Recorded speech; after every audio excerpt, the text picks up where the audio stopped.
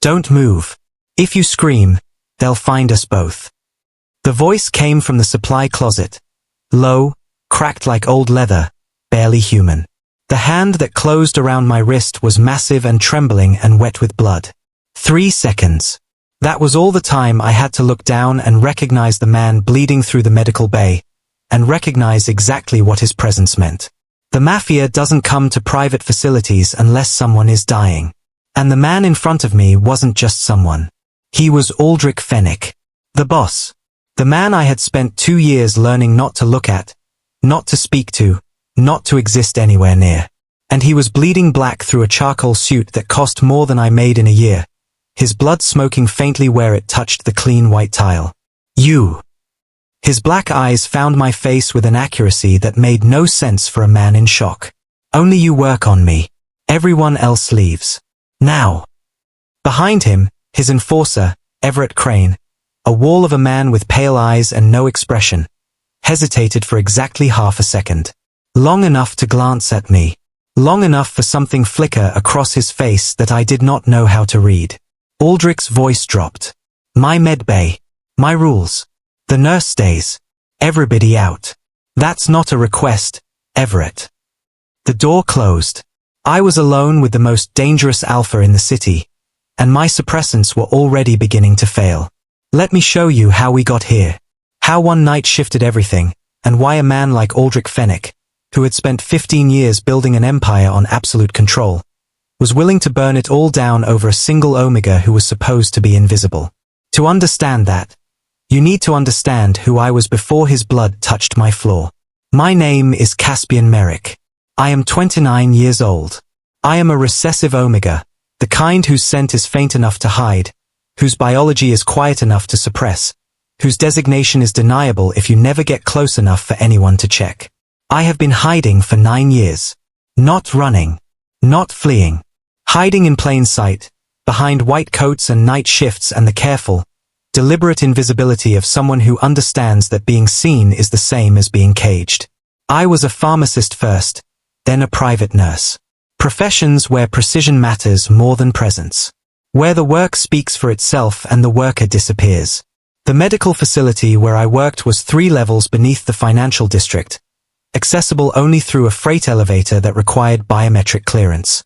The kind of place where the wealthy came when they didn't want questions asked. The kind of place where a recessive Omega could work the night shift for 2 years and never be seen by anyone who mattered. I checked my suppressants every night before my shift. The ritual was the same. Uncap the vial, draw the dose, press the needle to the soft skin beneath my jaw where the gland sat dormant. The compound burned going in. It always burned, and then the peppermint and night rain scent of my natural pheromones faded to nothing, and I became invisible again. The ritual was not about the suppressants. The suppressants worked. The ritual was about confirmation, the proof that my defenses were intact, that the walls I had built were still standing, that I could walk through another shift without anyone knowing what I was. I had been doing this for 9 years. The night Aldrich Fennick bled through my medical bay, I was completing inventory. 11:47 p.m. The fluorescent lights hummed their steady, empty hum. The monitoring equipment beeped its rhythm into the silence. I was alone, and I preferred it that way. The emergency call came through the secure line. A patient incoming. Critical condition. Alpha designation. Clearance from the top of the hierarchy. I had 30 seconds to prepare. I spent them running through the mental checklist, surgical kit, blood supply, monitoring equipment, crash cart. By the time the elevator doors slid open, I was ready for a patient. I was not ready for Aldrich Fennick. Everett Crane carried him in. The boss slumped against his enforcer's shoulder, his charcoal suit dark with blood, his face the color of old paper. A clean entry wound above the left collarbone. Professional work. The kind of shot that should have killed him instantly. It hadn't. I moved before I thought. Cutting away the suit. Assessing vitals. My hands working on pure clinical reflex while my mind caught up with what I was seeing. The wound was wrong. The blood was wrong. Darker than it should have been, almost black, and it smoked faintly where it touched the surgical steel. Something had been on the bullet. Something chemical. And then his eyes opened. They were black, not dark brown, but black, the kind of black that absorbs light and gives nothing back. They found my face with a recognition that made no sense for a man I had never officially met. His hand shot up and closed around my wrist. The grip was crushing. I felt the bones grind. You. His voice was low, controlled, entirely devoid of pain despite the wound and the blood and the wrongness spreading through his system. Only you work on me. Everyone else leaves.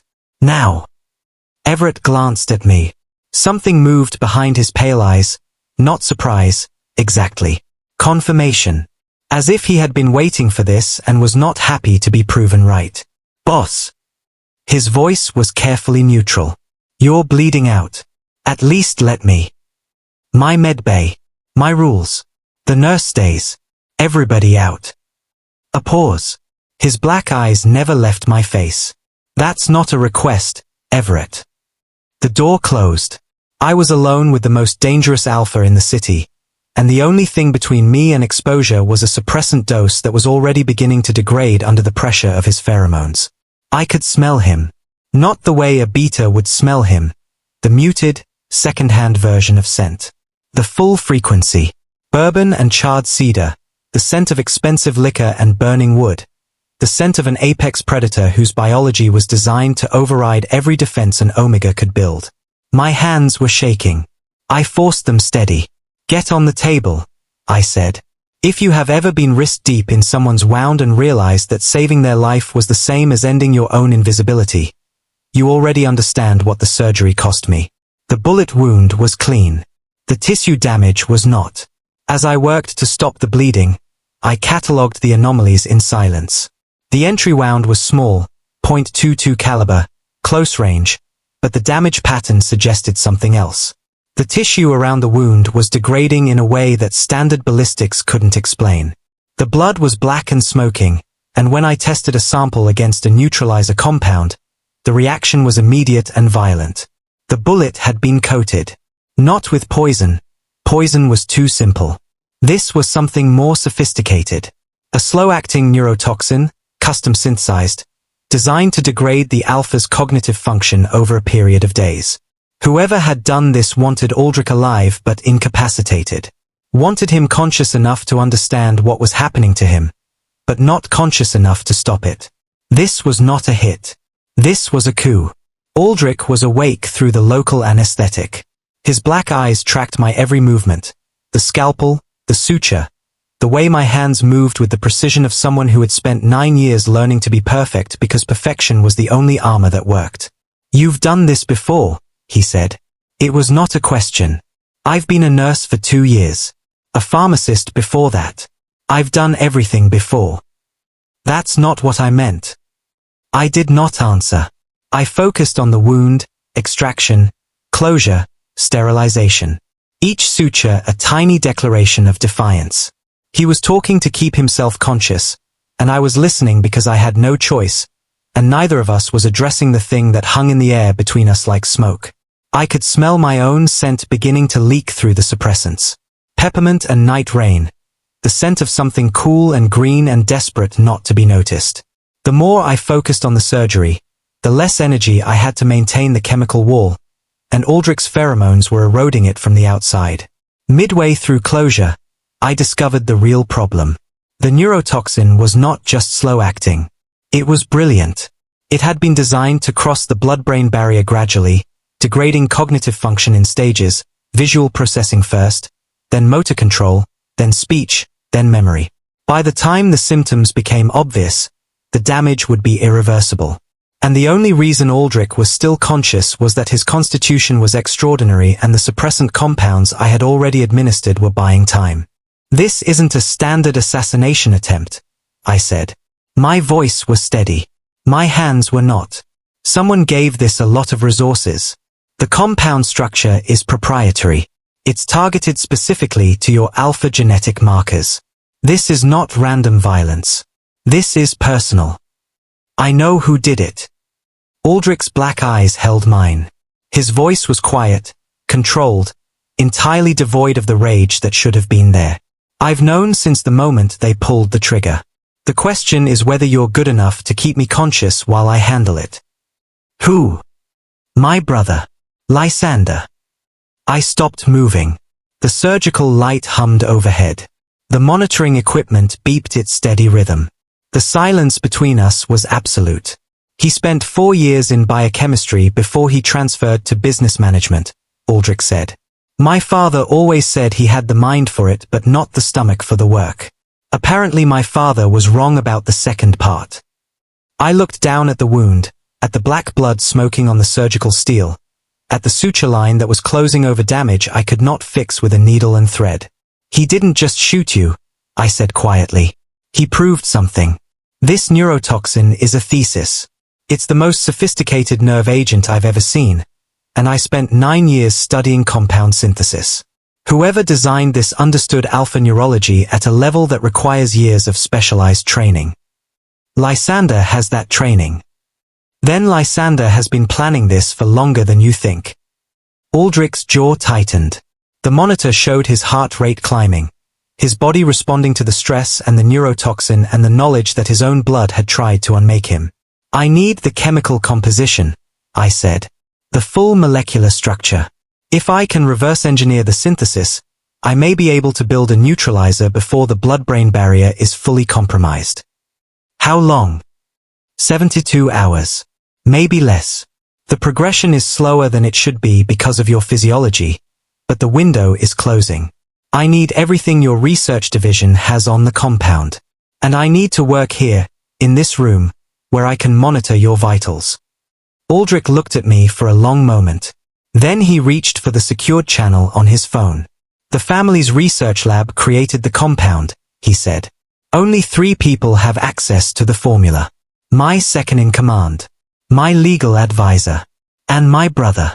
I'm about to find out which of the first 2 sold me out. He made the call. I finished the surgery. Neither of us spoke. The response came back within minutes.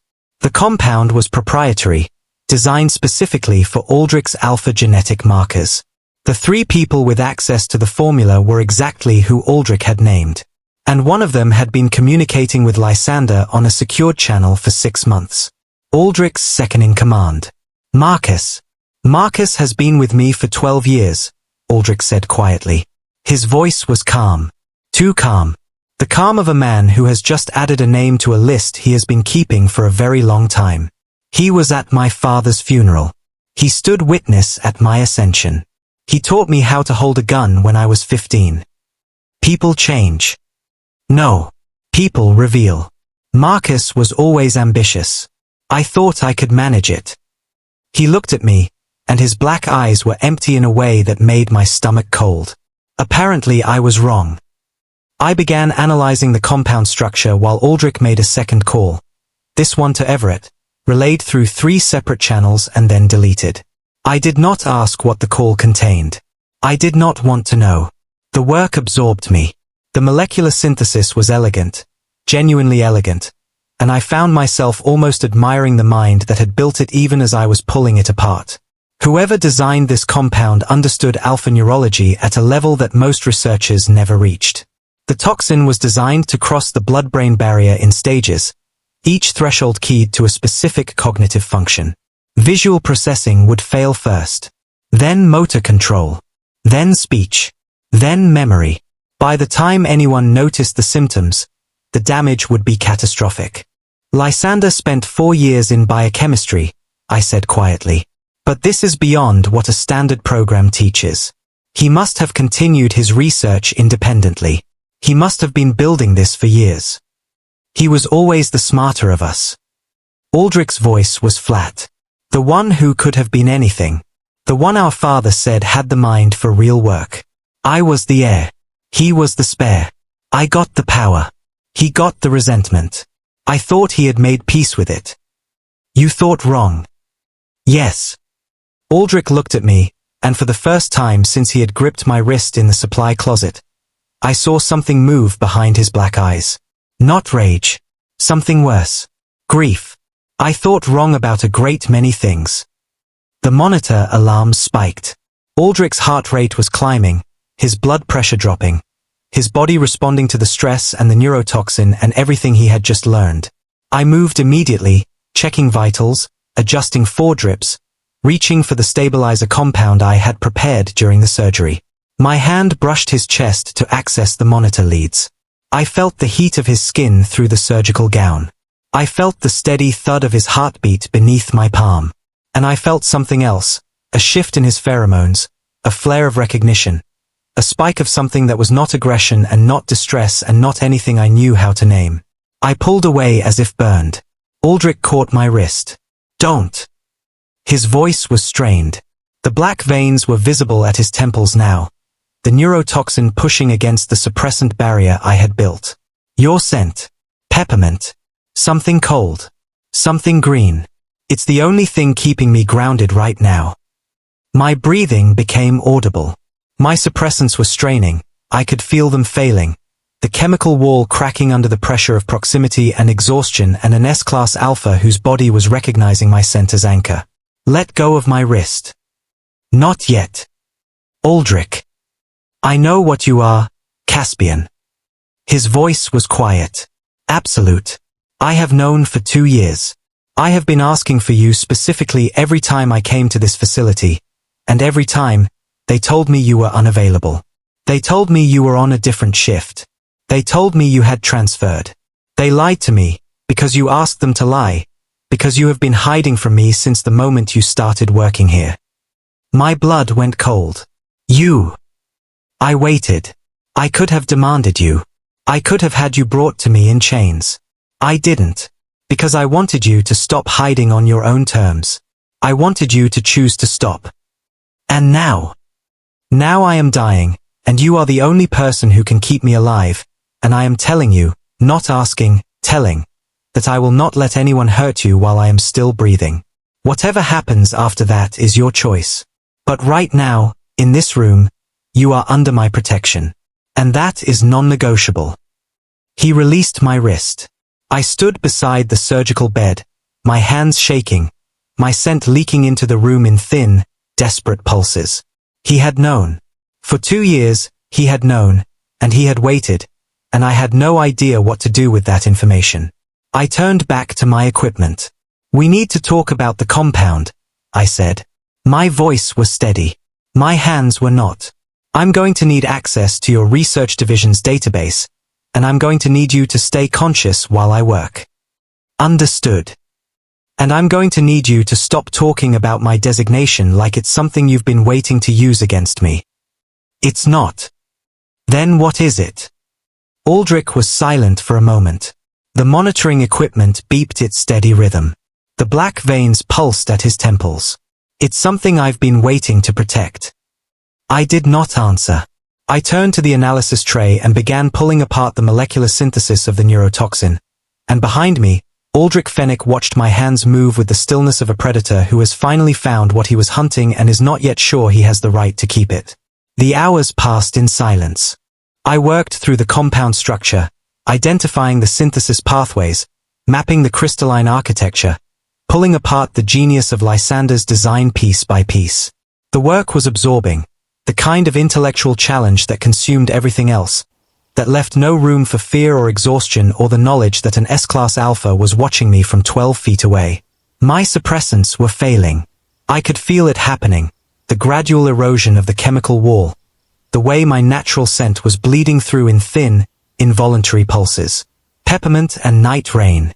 The scent of something cool and green. Something that should have been subtle but was becoming impossible to ignore. Aldrich said nothing, but his pheromones shifted whenever my scent leaked through. A protective flare, immediate and involuntary, his body responding to my biology before his mind could stop it. He was not acting on it. He was not claiming. He was simply present, and his presence was a steady pressure against my dissolving control. At hour 6, I identified the 3-point molecular bonding sequence. It was elegant. It was impossible. And it was the key to everything. "I found it," I said quietly. "The synthesis pathway. Give me 8 more hours and I can build a neutralizer." Aldrich sat up. Too fast, his wound pulled, and I saw him suppress a flinch. "The tribunal is in 18 hours. I know. If you can't synthesize the antidote by then. I know." He looked at me, and his black eyes held mine, and I understood what he was not saying. If I failed, he would die. And if he died, I would be alone in a medical facility that was no longer safe, with a designation that was no longer hidden, and every enemy he had ever made would know exactly where to find me. "There is something you should know," I said. My voice was steady. My hands were not. "The compound I am building, the neutralizer, requires a biological catalyst. Something that matches the frequency of your alpha markers. Without it, the antidote will destabilize." "What kind of catalyst?" I met his eyes. "Mine. My pheromone fluid. The same compound I have been using to suppress my designation for 9 years. It needs to be extracted from my gland." The silence in the room was absolute. "No." Aldrich's voice was quiet but absolute. "I am not letting you damage yourself to save me. It's not your choice. It is absolutely my choice. You are under my protection. I do not protect people by letting them destroy themselves." "Aldrich." I stepped closer to the bed. Close enough that I could feel the heat of his body, the pressure of his pheromones, the almost unbearable pull of an omega standing too near an alpha who has not claimed him. "You are dying. If I don't synthesize this antidote, you will lose your mind before you lose your life, and Lysander will take everything you built. And I will be alone in this facility with a designation that is no longer hidden, and every enemy you ever made will know exactly where to find me. You are not protecting me by dying.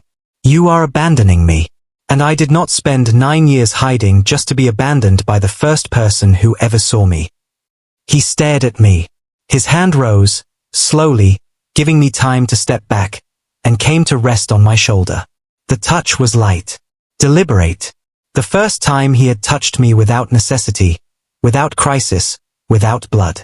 "You will not damage yourself permanently," he said.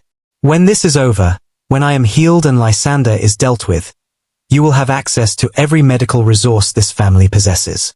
You will heal, and you will never have to hide again." It was not a promise. It was a command disguised as comfort. But beneath the command was something else, something I had never heard in an alpha's voice before. Fear.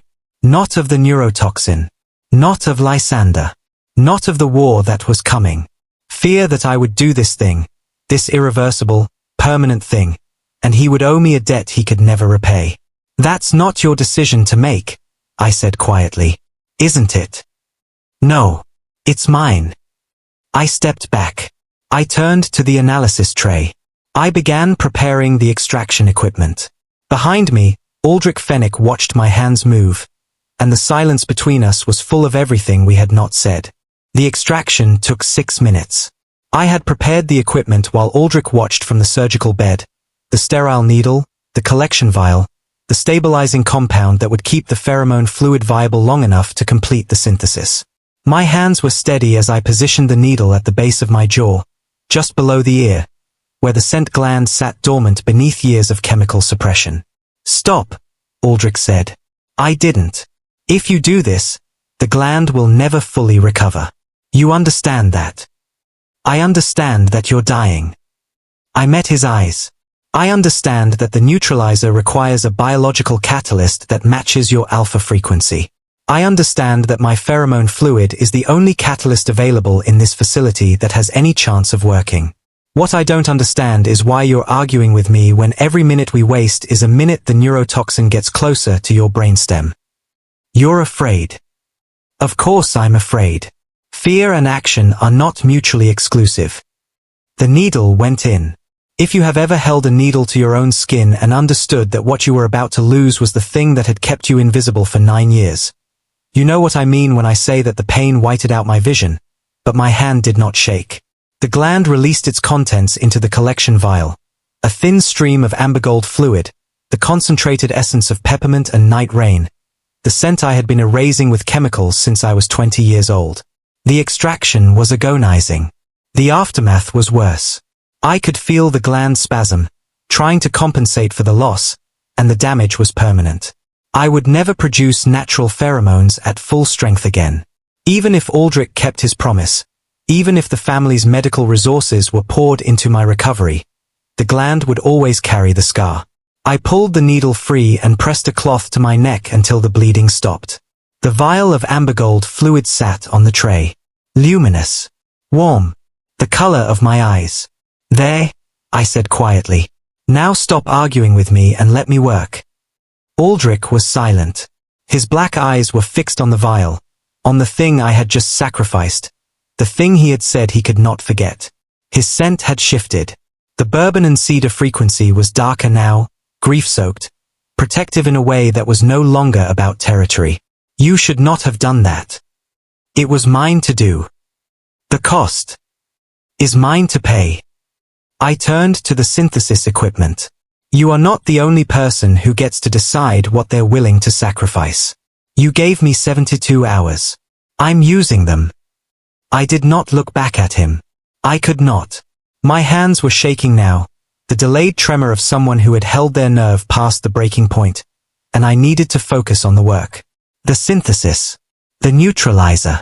The thing that would make the sacrifice worth something. Behind me, Aldrich said nothing, but his scent did not retreat.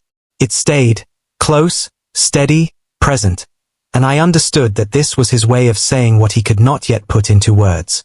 I stayed. I am here. I am not leaving. The synthesis took 8 hours. I worked in silence, the molecular architecture of the neutralizer taking shape beneath my hands. The 3-point bonding sequence I had identified was the key, the thing that made Lysander's neurotoxin brilliant and the thing that made it reversible. I built the neutralizer piece by piece, testing each component against a sample of Aldrich's blood, watching the black veins recede from the test samples with each successful iteration. At hour 6, I made a mistake. The crystalline structure I was building destabilized, a fractional error in the bonding sequence, a microscopic misalignment that I did not catch until the test sample turned black and smoking on the slide. I stared at the ruined compound for 3 full seconds. Then I threw the slide across the room. It shattered against the wall. The glass fragments scattered across the tile. I sat down on the stool, hard, my legs giving out, and pressed my hands against my face. I can't do this. My voice was barely a whisper. The sequence is too complex. Every time I get close, something destabilizes. I've been working for 14 hours and I'm no closer than I was when I started. The silence stretched. I could feel Aldrich watching me, the weight of his attention, the pressure of his pheromones, the steady thud of his heartbeat on the monitor. Come here. I didn't move. I'm not ordering you. I'm asking. Come here, Caspian. I stood on unsteady legs. I walked to the surgical bed. Aldrich caught my wrist, the same wrist he had gripped in the supply closet, what felt like a lifetime ago, and pulled me down to sit on the edge of the mattress. His hand moved up to my face. I flinched. Instinct. 9 years of training that I could not unlearn in a single night. But Aldrich didn't touch. He just held his hand there, steady and present, his palm hovering an inch from my cheek. You have already accomplished the impossible, he said quietly. You identified the compound structure in 6 hours. You've narrowed the synthesis to 3 viable pathways. You extracted your own pheromone fluid to use as a catalyst, something no one else in this organization would have had the courage or the skill to attempt. You're not failing. You're exhausted. Those are different things. I'm not a miracle worker. If you need a miracle, I don't need a miracle. I need you to trust that you're capable of doing this. Not because I'm ordering you, because I know what I'm looking at. For the first time, I leaned forward and rested my forehead against his shoulder. The contact was awkward. He was sitting upright on the bed, and I was perched on the edge, and the angle was wrong. But his body was warm, and his scent was steady, and his hand came to rest on the back of my neck with a gentleness that did not match anything I knew about him. Sleep, he said. 1 hour. I'll wake you. You can't stay awake that long. The neurotoxin. The neurotoxin can wait an hour. I've been dying for 36 hours. I can manage 60 more minutes. I slept. Against his chest, my head tucked into the curve of his shoulder, his hand on the back of my neck grounding me to something solid. I slept, and Aldrich didn't move, didn't shift, just held me in the dark medbay while the clock ticked toward the tribunal. If you have ever been held by someone who had every reason to take, and chose instead to wait, you know exactly what that felt like. I woke to the smell of coffee. Not the bourbon and cedar of Aldrich's pheromones, actual coffee, bitter and dark, steaming in a paper cup that Everett had somehow delivered without waking me. Aldrich was still sitting upright on the surgical bed, his hands still on the back of my neck, his black eyes watching my face as I surfaced from sleep. You let me sleep for 2 hours. You needed 2 hours. The tribunal is in 10 hours. I haven't finished the synthesis. You needed 2 hours, he repeated. And now you're awake, and there's coffee, and you're going to finish the synthesis because you're the most brilliant biochemist I've ever met, and you don't fail when it matters. I sat up. His hand slid from my neck. The loss of contact was almost physical, a sudden coldness where there had been warmth, and I realized with a jolt of something I did not want to name that I had grown accustomed to his touch. The coffee is cold, I said. I've been holding it for an hour. I stopped. Looked at him. You've been holding a cup of coffee for an hour so it would be warm when I woke up. Yes.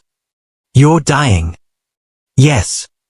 And you spent an hour holding coffee. Caspian. His voice was quiet but absolute. Drink the coffee. Finish the synthesis. Save my life. We can discuss my priorities after the tribunal. I drank the coffee. It was still warm. I finished the synthesis in 4 hours. The neutralizer crystallized at the 43-minute mark, clear as water, colorless, utterly nondescript. I held the vial up to the light and felt something crack open inside my chest. It's done. Aldrich swung his legs off the surgical bed and stood. He was steady now. The black veins had receded from his temples. The neurotoxin was still active. The neutralizer would need to be administered in stages over the next 24 hours, but the immediate crisis was over. This is the work that saves my life, he said quietly. But it's also the work that makes you visible to every alpha in the family. Once I take this compound and walk into that tribunal, your existence becomes public knowledge. Your anonymity is gone. The protection of being invisible is over. I know. You don't get to choose. Once I walk out that door, you're no longer a private nurse. You're the Omega who saved the boss's life. And that makes you either my property or my enemy's target. There is no third option. I looked at him. You think I don't understand? I've spent 9 years understanding exactly that. I became invisible because visibility kills Omegas like me. He stepped closer. Close enough that I could feel the heat of his body, the pressure of his pheromones, the almost unbearable pull of an Omega standing too near an Alpha who has not yet claimed him. Not here. Not anymore. I'm going to make you untouchable, Caspian. Not because I'm asking your permission. Because I've decided it. Is that supposed to reassure me? It's supposed to be honest. We stood in the silence of the med bay, the fluorescent lights humming overhead, the monitoring equipment beeping its steady rhythm, the shattered glass from the slide still scattered across the tile. Then be honest about something else, I said. 2 years. You said you've been asking for me for 2 years. Why? What did you know about me that made me worth waiting for? Aldrich was silent for a long moment. His black eyes held mine, and I had the sense that he was making a decision. Something he had been holding back, something he was not sure I was ready to hear. 3 years ago, he said quietly, there was an incident at one of my family's pharmaceutical subsidiaries. A batch of suppressants was contaminated. 12 Omegas were affected. The subsidiary's legal team tried to bury it. Paid settlements, non-disclosure agreements, the usual machinery of making problems disappear. I remember. It was in the news. You wrote a letter. His voice was steady, but something had shifted in his eyes. An anonymous letter, addressed to me personally. It detailed exactly how the contamination happened, a fractional error in the molecular synthesis, a quality control failure that the subsidiary had been covering up for months. The letter was precise. Clinical. It cited the exact chemical pathways and the exact regulatory violations. It did not threaten. It did not demand. It simply laid out the truth in language that no lawyer could obscure. I could not breathe. You read that letter. I read it 17 times. Then I had my people trace it. It took 6 months to find you. You were careful, even then.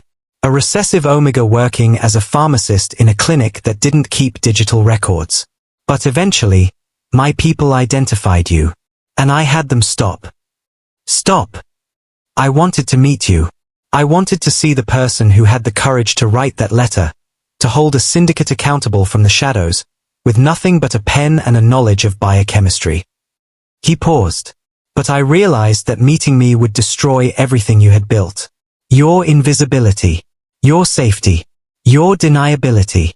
If I walked into your life, you would become visible, to my enemies, to my allies, to everyone who would see an omega in proximity to an alpha and draw the wrong conclusions. So I waited. 2 years. 2 years. I kept track of you. I made sure you were safe. I requested you specifically every time I came to this facility, and every time, you were unavailable, and every time, I let it go. Because forcing you into the light before you were ready would have made me the same as every other alpha who saw an omega and decided they had the right to claim. And now you're already in the light. Lysander's plan ensured that. The moment you saved my life, you became visible. The only question is whether you face that visibility alone or with me. I looked at him. This man who had been tracking me for 2 years without my knowledge, who had read my letter 17 times, who had waited because forcing me would have been wrong and meeting me would have been dangerous, and he had chosen to protect me from a distance rather than claim me up close. You could have told me. You would have run. I might have. That's why I didn't tell you. I was silent. My throat was tight. My hands were shaking. The delayed tremor of someone who has just learned that the invisibility they built their life around was never as secure as they believed. The tribunal starts in 4 hours, I said. You need to take the first dose of the neutralizer and rest before you face the family. Caspian. What? I'm not going to let Lysander hurt you. Whatever happens in that tribunal, whatever I have to do, I will keep you safe. That is not a promise. That is a fact. I did not answer. But I stayed. The underground conference room was a stone fist clenched around a table of dark oak. 15 family captains sat in high-backed chairs. At the head of the table, Aldrich Fenwick took his seat with the controlled stillness of a predator who had already won. I stood at his right shoulder, not introduced, not explained, simply present. The captains' faces registered confusion, then understanding, then something that looked like fear. Lysander sat directly opposite his brother. He was younger than Aldrich by 3 years, lighter in coloring, with pale amber eyes that caught the overhead light and gave nothing back. His scent was mid-tier alpha, deliberately controlled, deliberately unremarkable. The kind of scent designed to be overlooked. When he saw Aldrich walk in, steady, whole, the black veins gone from his temples, his expression shifted. The controlled neutrality cracked. For 1 second, I saw the rage beneath the mask. Then he reassembled his composure, and the pleasant, polished Lysander was back. Aldrich. His voice was warm, fraternal. We were told you were indisposed. You were told wrong. Aldrich's voice was quiet. It carried to every corner of the room. 3 days ago, someone ordered a hit on me using a weaponized neurotoxin designed to destroy my cognitive function. The goal was to make me unreliable and install a successor. The hit was ordered from inside this family. By blood. The room was absolutely silent. Aldrich turned his head toward Lysander. You spent 4 years studying biochemistry before you transferred to business. You created an elegant compound that showed real genius. The 3-point molecular bonding sequence was particularly impressive. It's been years since I saw work that sophisticated from any of our research divisions. Lysander's hand moved toward his jacket. Before he could reach whatever was inside, Everett's tactical team had weapons leveled at every captain in the room. You made one mistake, Aldrich continued. You assumed no one could reverse your work. You assumed I would either die or be discovered before I had access to someone brilliant enough to undo what you built. But you forgot that I own the best medical facility in the city, and I employ people you have no idea exist. He looked directly at Lysander. The antidote works. My optical function is perfect. My motor control is perfect. And I am remembering every single thing I promised myself I would do if I survived. Lysander's face went white. You will be transferred to a private facility, Aldrich said, where you will spend the rest of your life in a medicated state. Conscious enough to understand your circumstances. Not conscious enough to order anything. The family business passes to Marcus. No, not Marcus. Marcus has been communicating with you on a secured channel for 6 months, which means he is also being transferred. The business passes to Everett. The biochemistry division is being dismantled, and the 3 people who had access to the formula are currently in secure custody. He paused. The silence was absolute. Then he said, "This man." He did not gesture toward me. He did not need to. Every eye in the room was already on the bandage visible at my collar. The mark of the extraction, the scar that would never fully heal. This man synthesized the antidote that saved my life. He has been offered any position in this family he wants. He chose to remain my personal medical advisor. That choice means he has my absolute protection. Anyone who touches him dies. Anyone who threatens him dies. Anyone who makes him uncomfortable dies. That is the new family law. If you have ever been claimed by someone in front of people who could destroy you, and felt, beneath the terror, the strange relief of no longer being alone, you know exactly what that tribunal felt like. The captains nodded. One by one, they bent their heads in acknowledgement. The old law had been spoken. The new law was absolute. Lysander was taken from the room. His pale amber eyes met mine as the guards pulled him past, and something flickered in them. Not rage, not fear, but calculation. The look of a man who has lost a battle and is already planning the next war. Aldrich saw it too. "Everett," he said quietly. "Triple the guard on Lysander's facility. And double the security on Caspian's quarters. I want him protected at all times." "Yes, boss." The tribunal ended. The captains filed out. And I stood in the empty conference room with Aldrich Fenwick, my designation now public knowledge, my invisibility gone forever, and the first dose of the neutralizer still working its way through his bloodstream. "You just declared war on your own blood," I said quietly. "Yes." "And you claimed me in front of the entire family." "Yes." "Why?" He turned to look at me. His black eyes held mine, and for the first time since I had met him, his expression was not controlled. "Because you wrote a letter 3 years ago that no one else would have written. Because you saved my life when you could have let me die. Because you extracted your own pheromone fluid and didn't flinch. Because you are the only person in this organization who has ever told me the truth without expecting something in return." He paused. "And because I have been waiting for you for 2 years, and I am tired of waiting." I did not step back. I did not look away. "I am not going to be your property, Aldrich. I am not asking you to be." "Then what are you asking?" He stepped closer. Close enough that I could feel the heat of his body, the pressure of his pheromones, the almost unbearable pull of an omega standing too near an alpha who had claimed him publicly but not yet privately. "I am asking you to stay," he said quietly. "Not because I own you. Not because I've claimed you. Because you want to. Because something in you recognizes something in me that is not pure monster. Because you wrote that letter 3 years ago not to destroy me, but to hold me accountable. Because accountability is the only thing that has ever made me want to be better." I looked at him for a long moment. "I don't know how to stay," I said. "I've spent 9 years learning how to leave." "So have I." His voice was barely a whisper. "So have I." The Castellano operatives came at 2:17 a.m. I was alone in the medical bay, completing the evening rounds, a ritual I had maintained even after the tribunal, even after my designation became public knowledge, even after Aldrich assigned a security detail that followed me everywhere except the shower. The work was grounding. The work was familiar. The work was the only thing that still felt like mine. The eastern perimeter alarm triggered. A soft pulse on the security panel, easily missed, easily dismissed as a malfunction. It was not a malfunction. Two armed figures in Castellano colors entered the medical bay before I could reach the panic button.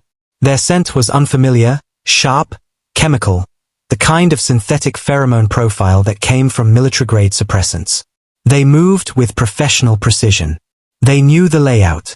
They had been given schematics. Don't scream. The lead operative's voice was calm, almost pleasant. We're here for the Omega. The one who saved Fennec. You're going to come with us quietly, or we start leaving bodies in your facility. My hand was still 6 inches from the panic button. Aldrich will know immediately. You've just declared war. That's the point. The operative smiled. Fennec just executed his own brother. He's distracted. And we want the Omega because with the Omega, we own Fennec. You're the biological anchor. He can't survive a real sustained threat without your proximity. Everyone in the syndicate knows it now. You're his weakness. The only one he has. The realization hit me like a physical blow. Aldrich's public claiming at the tribunal was supposed to protect me, to make me untouchable. Instead, it had made me a target. Every enemy he had ever made now knew exactly where his vulnerability lay. On your feet, the operative said. Hands where I can see them. I stood. And then the alarms exploded. Aldrich appeared in the medical bay doorway with his entire tactical team. His face was utterly cold. The face I had seen during the family call. The face that treated people as chess pieces and did not hesitate to sacrifice them. The Castellano operatives were dead before they could react. Clean. Efficient. Professional execution. Aldrich walked directly past the bodies to me. His hands caught my shoulders. His black eyes swept my face, cataloging injuries, finding none. Are you hurt? No. You're shaking. I'm fine. He pulled me against his chest. The contact was sudden, almost violent, and I could feel his heart pounding through the fabric of his shirt. His scent was wild, uncontrolled, the bourbon and cedar frequency spiking with a protective rage that made my knees weak. This is what I can't protect you from, he said. His voice was low, strained. This is what happens because I chose you. Every enemy I have just learned exactly where your weakness lies.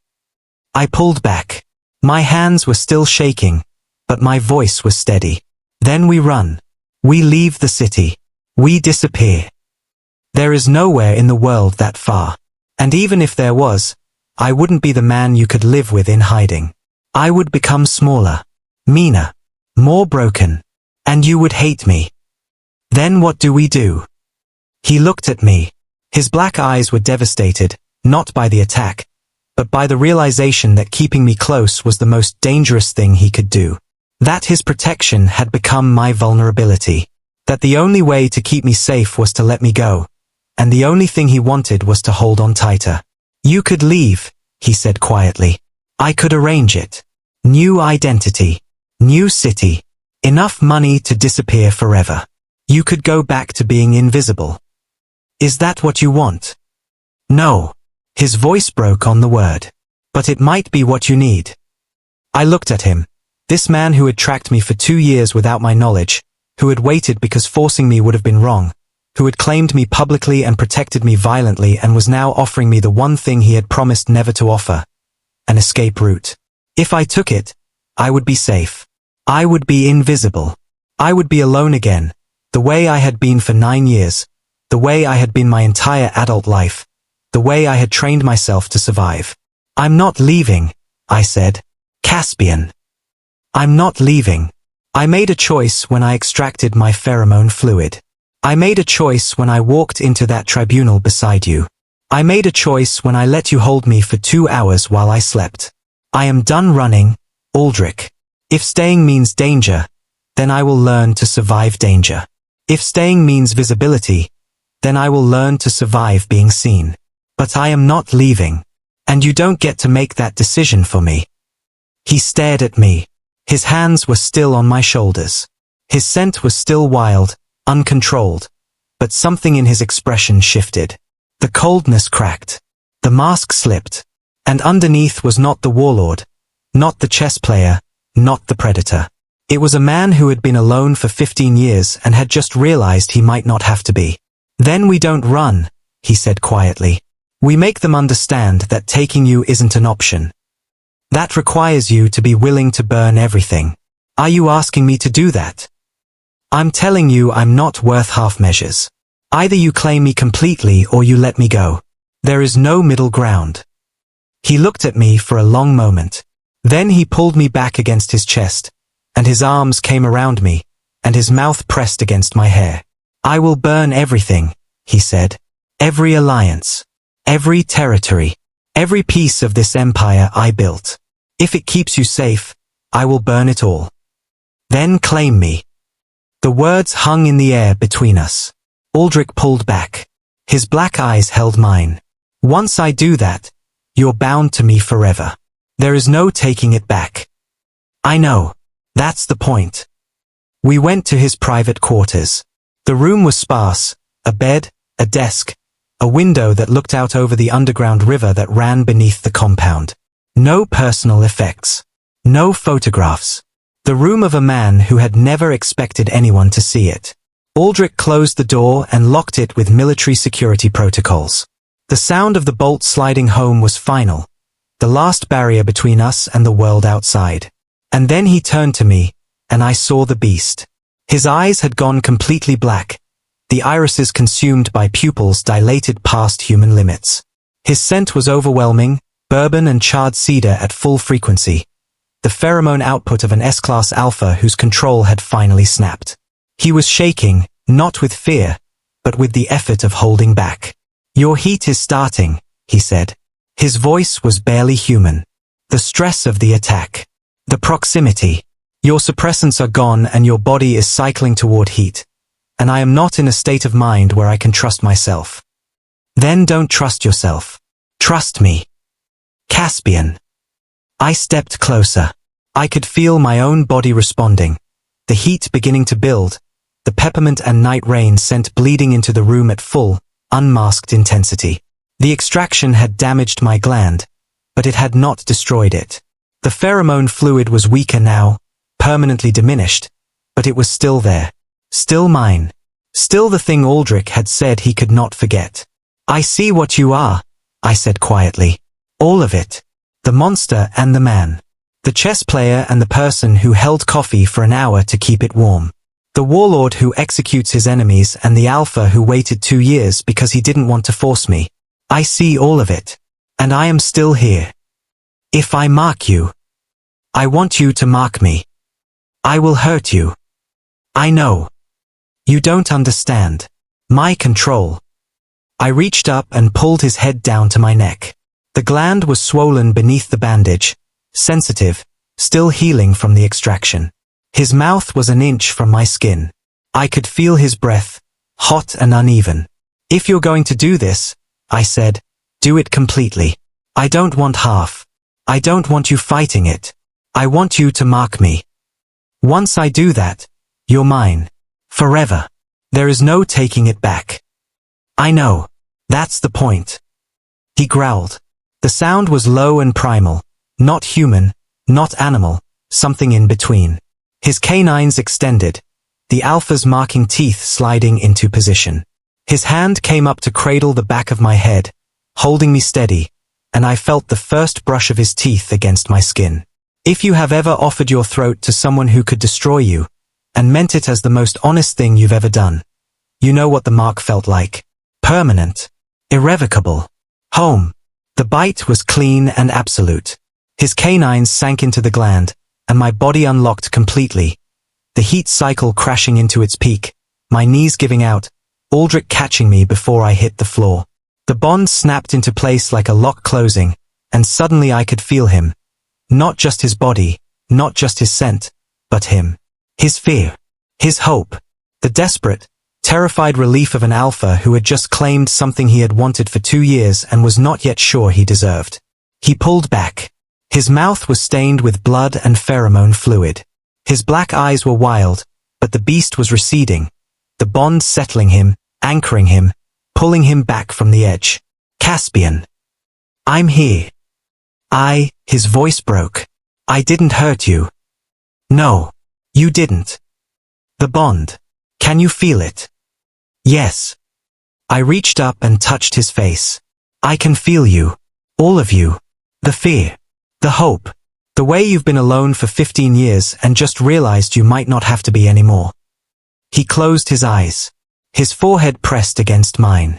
And the most powerful alpha in the city, the warlord who had built an empire on absolute control, let me hold him. I woke to dawn light filtering through the window. Aldrich was watching me. His black eyes were open, his expression unreadable, his scent steady. The bond was still there, a constant hum in the back of my consciousness, a thread of connection that had not been there before. I could feel his presence without touching him. I could feel his emotions without asking.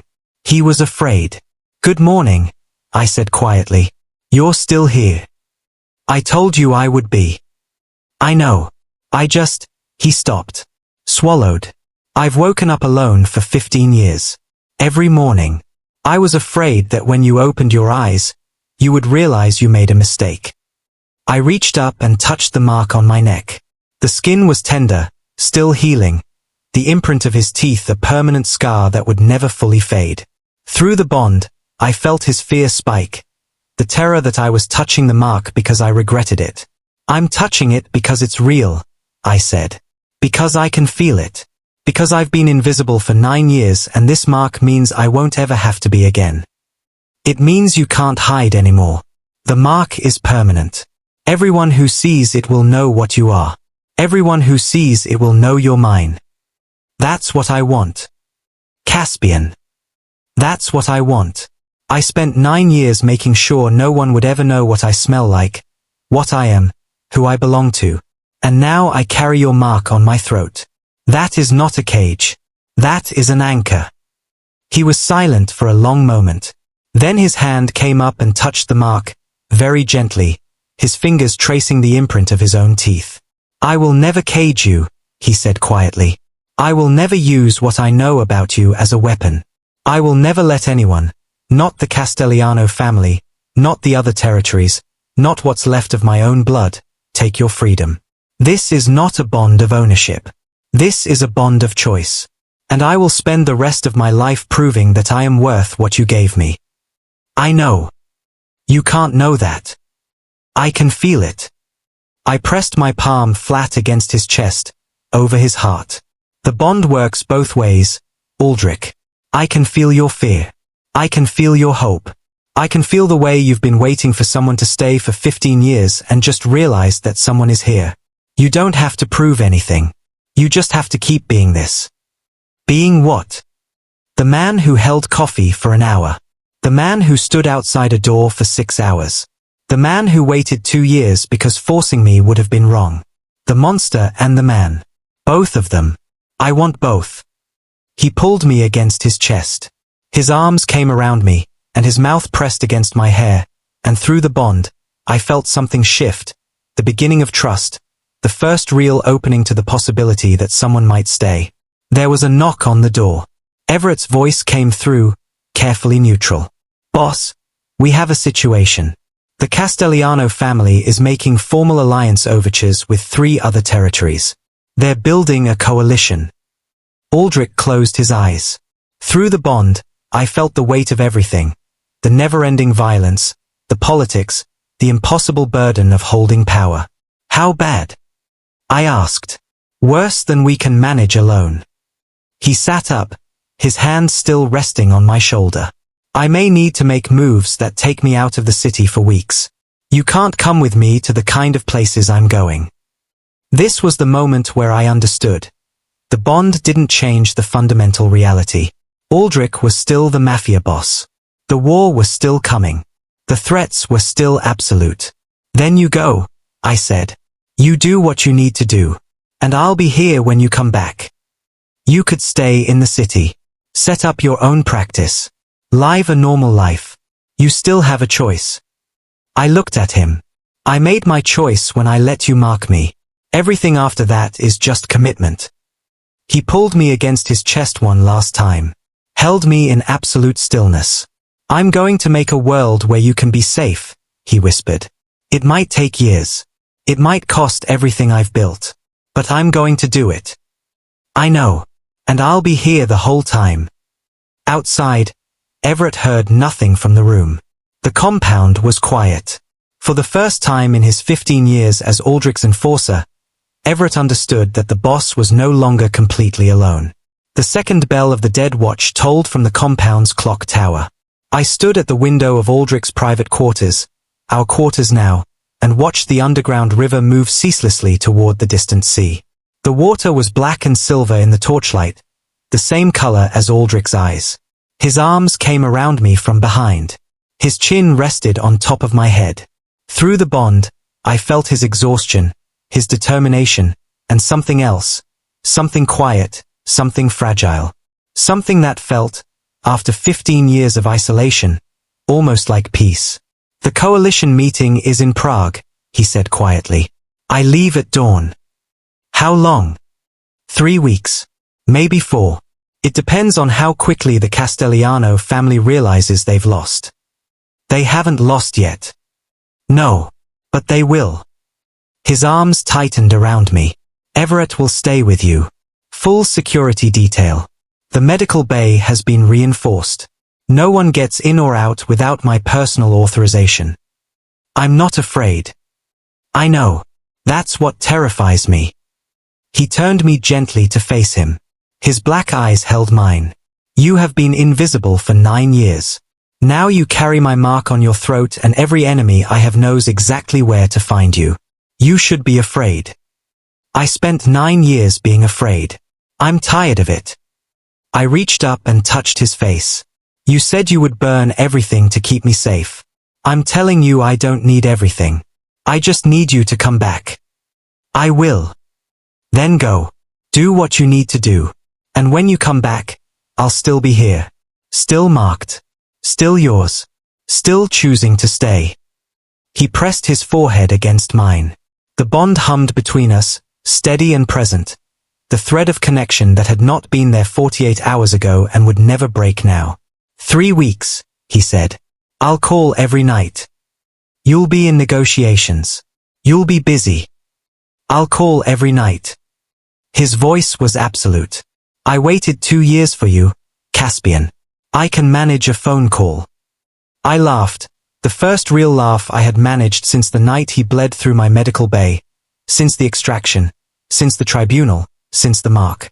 It felt strange in my chest. It felt like something I had forgotten how to do. Then I'll answer. He kissed me. It was not the first time. The first had been during the bond, desperate and wild and driven by biology that neither of us could control. This was different. This was slow, deliberate. The kiss of a man who had finally learned that some things were worth waiting for. He pulled back. His black eyes were soft in a way I had never seen. I love you. I know. You can't know that.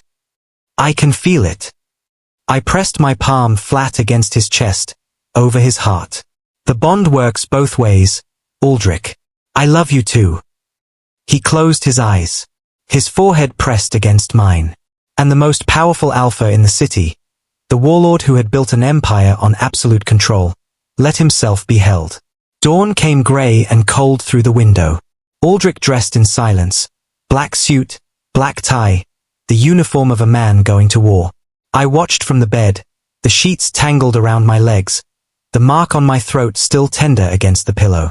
When I come back, he said quietly, things will be different. Different how? The Castellano coalition will be broken. The territories will be renegotiated.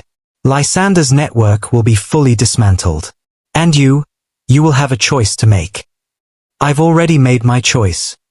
There are things you don't know yet. Things I haven't told you. Things about what it means to be bonded to me. The visibility, the danger, the way the other families will try to use you against me. You chose the bond in a crisis. When things are stable, you might choose differently. I sat up. The sheet fell away from my shoulders. Aldrich, look at me. He turned. I chose the bond before the crisis. I chose it when I extracted my pheromone fluid. I chose it when I walked into the tribunal. I chose it when I told you to mark me. I am not going to choose differently because the crisis is over. I am going to choose the same thing I have been choosing since the night you gripped my wrist in the supply closet and said please. Please, he repeated quietly. I don't remember saying that. You did. You were half dead on my floor, bleeding black through a charcoal suit, and you looked at me and said please like it was a prayer. That was the moment I stopped hiding. Not because you forced me. Because you asked. He crossed the room in 3 strides. His hands caught my face. His mouth pressed against my forehead. I will come back, he said. 3 weeks. No longer. I know. And when I come back, we will figure out what comes next. Together. Together. He pulled back. His black eyes held mine. Then he turned and walked out the door, and the sound of his footsteps faded down the corridor, and I sat in the bed with the dawn light filtering through the window and the Bond humming steady in the back of my consciousness. He was already half a mile away. I could still feel him. The story does not end here. There are wars still coming, and alliances still forming, and the long slow work of building something that looks like peace. There are nights when Aldrich calls from Prague and says nothing for 5 minutes, just breathes into the phone, and I understand that breathing with me on the other end of the line is the only thing keeping him grounded. There are mornings when I wake alone and touch the mark on my throat and feel, through the Bond, the steady pulse of his heartbeat somewhere across the world. There are things I still do not know. Things about what it means to be bonded to the most powerful alpha in the city. Things about the enemies who will never stop trying to use me against him. Things about the long, slow process of learning to be visible after 9 years of invisibility. But those are stories for another time. For now, this is enough. I am Caspian Merrick. I am 29 years old. I am an Omega, no longer hidden, no longer masked, no longer afraid of what that word means when it is spoken in the light instead of the dark. I carry Aldrich Fenwick's mark on my throat, and I carry his heartbeat in my chest, and somewhere in the streets of Prague, he is walking into a negotiation that will determine the future of his empire. And I am here, waiting, choosing, staying. The second bell of the dead watch has stopped tolling. The story, finally, can begin.